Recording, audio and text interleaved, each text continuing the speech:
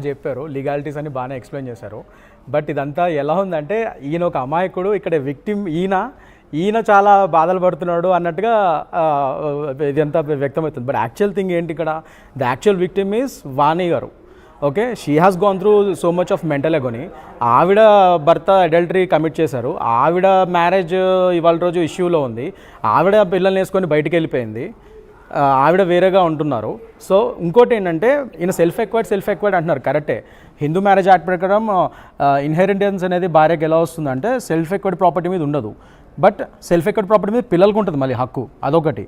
And ఇట్లాంటి కేసెస్లో వేరే అడల్టరీ ఈజ్ కమిటెడ్, ఇప్పుడు అడల్టరీని డీక్రిమినలైజ్ చేసినా కూడా 2018లో Joseph Shine versus Union of India case ఆధారంగా డీక్రిమినలైజ్ చేశారు. But still adultery can be used for on the grounds of for the it's cruelty, marital cruelty కింద వస్తుంది అది. On the grounds it's a solid grounds for divorce. And also ఇలాంటి compensation, ముఖ్యంగా ఇలాంటి విషయాల్లో ఎక్కడైతే ఈ ప్రాపర్టీ ఇష్యూస్, పార్టీషన్స్ మీద ఇష్యూస్ వస్తున్నాయో డ్యూరింగ్ డివోర్స్ ప్రొసీడింగ్స్, అక్కడ అడల్టరీ అనేది ఒక మేజర్ ఫ్యాక్టర్ అవుతుంది తప్పకుండా. Because see every case based on the facts and circumstantial evidences వాటి పరంగా వెళ్తుంది ముందుకి.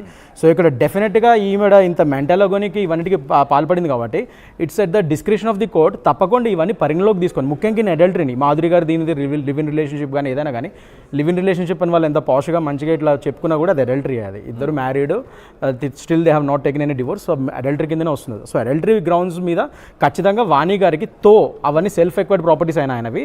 ఇందులో ఇంకా ఈమెకు వేరే సోర్స్ ఆఫ్ ఇన్కమ్ లేనప్పుడు తప్పకుండా భర్త ఆస్తుల్లో ఏ విధంగా ఈమెకి అలిమోనీ కానీ మెయింటెనెన్స్ గా వస్తుంది అనేది చేసుకోవచ్చు. కరెక్ట్. అండ్ ఇంకోటి సార్ ఇంకోటి ఏంటంటే ఇప్పుడు ఇంకోటి ఇందాక నుంచి ఇచ్చేస్తున్నారు అంటే ఇప్పటివరకు ఆయన ఇవ్వలేదు. ఫస్ట్ అండ్ ఫార్మోస్ట్ అది ఇంకా మాటల్లోనే జరుగుతుంది. ఈ 3 ఇస్తాను అది ఇది అని చెప్పి, 3 ప్రాపర్టీస్ 2 ఇస్తాను ఖచ్చితంగానే ఆయన చెప్తున్నారు, కరెక్టే.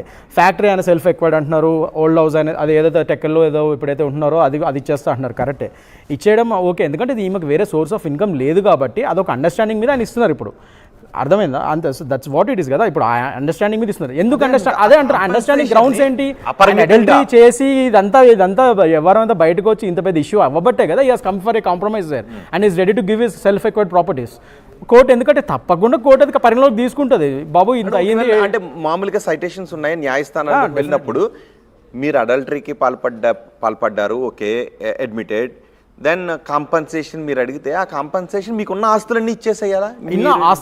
కోర్టు అడగదు. That is what it's brother. ఒక్క నిమిషం, ఉన్న ఆస్తులన్నీ ఇప్పుడు ఏవైతే ఉన్నాయో ఏవే ఇవ్వగలుగుతారు చేస్తారు. ఒక్క నిమిషం, అందుకే మూడోది ఆవిడ ఏమడుగుతుంది, తదనంతరం ఇమ్మంటే దానికి ఉండడానికి ఇల్లు లేదు అని అంటున్నాడు కాబట్టి తదనంతరమే పిల్లలకి వచ్చే ఇంట్రెస్ట్ కూడా ఉంది కదా. ఇక్కడ సార్ ఇక్కడ ఒక చిన్న లాజిక్ అందరు మిస్ అయ్యేది ఏంటంటే, ఆయన తెలివిగా ఏమంటున్నారు, ఆయన 3వ ప్రాపర్టీ నేను తదనంతరం ఇచ్చేయడానికి రెడీగా ఉన్నాను అంటారు. ఈవిడేమంటుంది, విల్లు రాయండి ఇప్పుడే అంటుంది. విల్లు రాస్తాడు ఈయన, కరెక్టే. ఇప్పుడు డివోర్స్ అయిపోద్ది, ఇదంతా సెటిల్మెంట్ ఏంటంటే మ్యూచువల్కి వెళ్ళిపోతారు వాళ్ళు, MOU రాసుకొని డివోర్స్ అయిపోద్ది, ఆయన 2వ పెళ్లి చేసుకోవచ్చు. మరి అప్పుడు ఈయన విల్ రాయలేదు అనుకోండి 3వ ప్రాపర్టీ మీద, అప్పుడు 2వ భార్య ఒఫిషియల్ భార్య అవుతుంది కదా. మాధురి గారిను ఇంకెవరైనా చేసుకున్నా కూడా she will become officially second wife. మరి అప్పుడు వాళ్ళ పిల్లలు ఎవరైనా ఉంటే మళ్ళీ వాళ్ళ ఆస్తుల్లోకి వస్తారు కదా.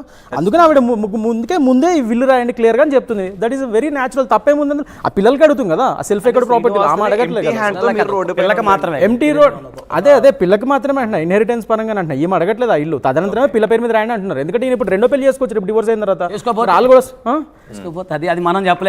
చేసుకోకపోతే చేసుకున్న తర్వాత ఖచ్చితంగా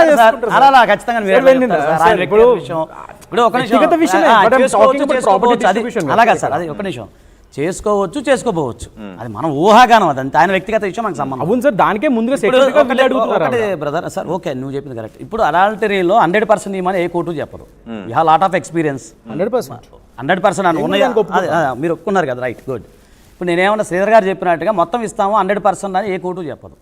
కోర్టు ఏం చెప్తుంది, ఓకే, అడల్టరీ గ్రౌండ్లో ఎక్కువ అమౌంట్ ఈయనకున్న ఆస్తిలో మనకు తెలియదు, వాళ్ళ ఆర్థిక స్థితిని బట్టి మెయింటెనెన్స్ వస్తుంది. సో అది ఆ విధంగా వెళ్తే ఇప్పుడు ఈ ప్రాపర్టీస్ కూడా రావు. నేను ఒక సజెషన్ చెప్పేది ఏంటంటే, వాణి గారికి we have lot of experience, తెలియదేం కాదు. సో ఎక్స్పీరియన్స్ పరంగా ఆమె కోర్టుకి వెళ్ళి మెయింటెనెన్స్ వేస్తే వాళ్ళ యొక్క ఆర్థిక స్థితిని బట్టి కోర్టు డిసైడ్ చేస్తుంది.